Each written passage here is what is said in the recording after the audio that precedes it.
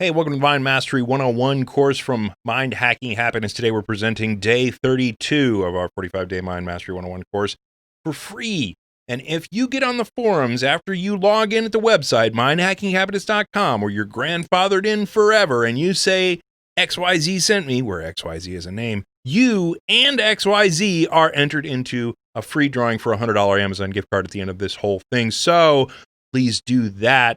Go to mindhackinghappiness.com to get access to the course indefinitely, and then that will give you access to the forums where you can put in your entries. Hey, welcome to day 32 of our 45-day Mind Mastery 101 from Mind Hacking Happiness. Today, after journaling about our sadness yesterday, we are going to discuss the particulars of sadness and how your mind decides that sadness is the correct emotion to bring forth depending on the situation or the event that occurs. So let's get right into that. How your sadness works. So sadness, the definition is that sadness arises when your mind perceives a loss of self. And this is pretty much a universal definition. This is universally accepted in psychological sciences that when you experience loss, you experience some sort of sadness as a result. This is the direct causal relationship between something happening and sadness occurring, as a loss of self occurs. Now, it used to be a little fuzzy on what a loss equated to, but now we understand exactly what a loss is, because we now understand the exact science of self, thanks to Antonio Damasio at USC and Jim Cohn at the University of Virginia and Tiffany Burnett White at the University of Illinois Champaign. We know exactly that ideas of self can be attached to our self map, that other people can be attached to our self map, that their preferences, our favorite color can be something that is attached to our self map. And attachments happen very quickly, like, I don't want that ant to be stepped on.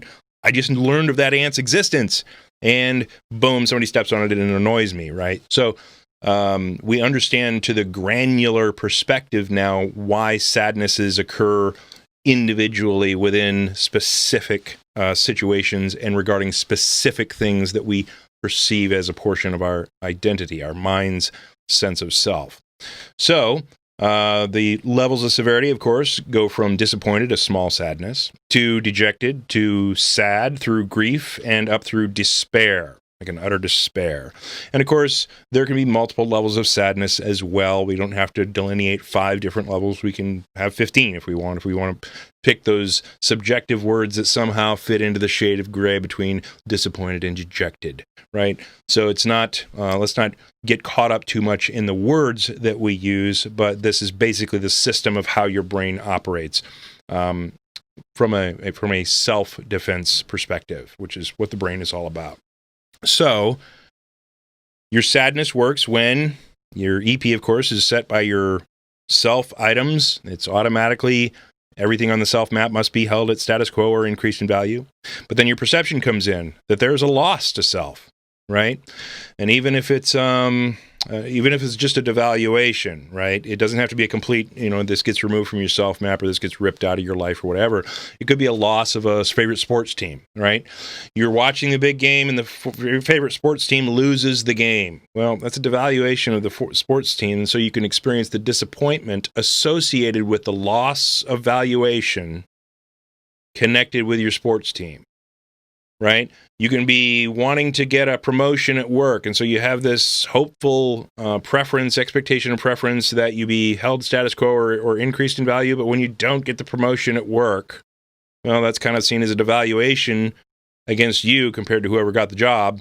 So now you're a little lower, so your disappointment arises because of that loss of value that you perceive to, your job or your ability to have that next higher level job or the higher level income or whatever it is. That's what causes the disappointment, is the loss, the perceived loss that then gets fed into the equation of emotion and read against your standard expectation or preference about the value of self in general or the value of a very certain thing. If the value is perceived to go down, you have a sad face. Period. That's how it works, right? And of course, you can have multiple equations of emotion piled up all at once. You can be happy and sad about one situation. You can be sad and angry about another situation, right? Depending on the perceptions that come into your awareness. And that can create a mixed emotion scenario. So your sadness works, though, when there is a loss to self. When you perceive a loss to self, sadness occurs. And of course, we understand why particular sadnesses occur, like when we lose a parent to old age or a sickness, or we lose, or something happens within our religion. Maybe one of our religious leaders gets found out that they're abusing children or whatever it is, and all of a sudden we have a sadness in our heart because of something that we're attached to is now been devalued.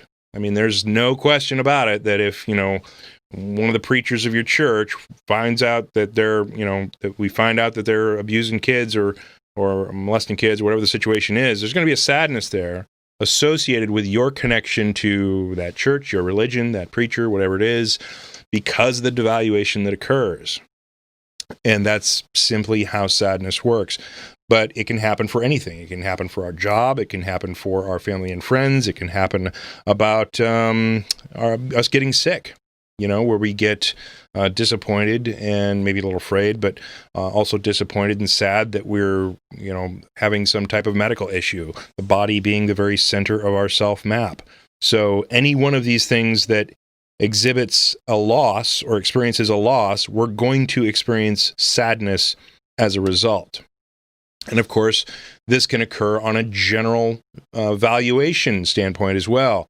And we're going to have a special program on depression, because that's an extended sadness. Science defines depression as a sadness that lasts 2 weeks or longer, and that can then spiral into physiological responses within the body that create a depressed state, a depressed health state within the body, that the neurotransmitters are being suppressed and stress hormones are being increased, and all of a sudden that snowballs, and it keeps itself going based on the neurochemical soup that's going on. But I believe personally that depression starts with a sadness that's associated with a devaluation of self that then sticks because of the neurochemical soup. It doesn't start with the neurochemical soup. It can't start with the neurochemical soup if you track it back to the original existence of the condition. It cannot simply start as a chemical imbalance. Something has to cause that chemical imbalance before it starts, right? So we'll have a special session, a special set of videos on depression, and we'll have a couple of experts come in and help us with that. But from a general sadness perspective, you can also feel a general loss of value from yourself, and that can also create sadness as kind of a general attack on self or a general loss on self. All right?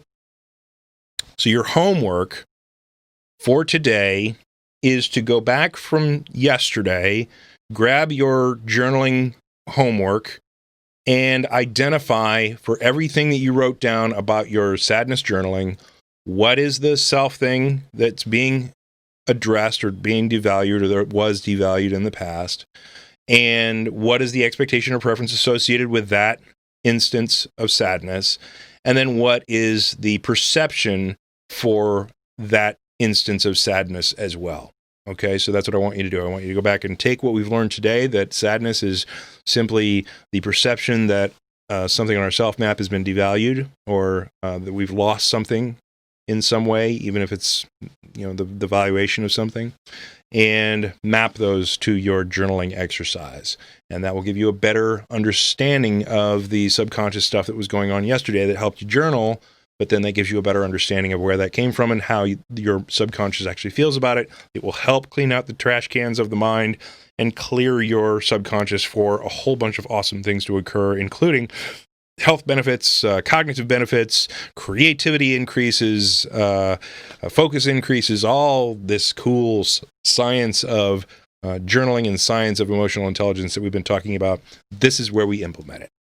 Okay? This is where we make it real for you. This is where we start the plasticity process of your brain doing that more automatically for you over time. All right?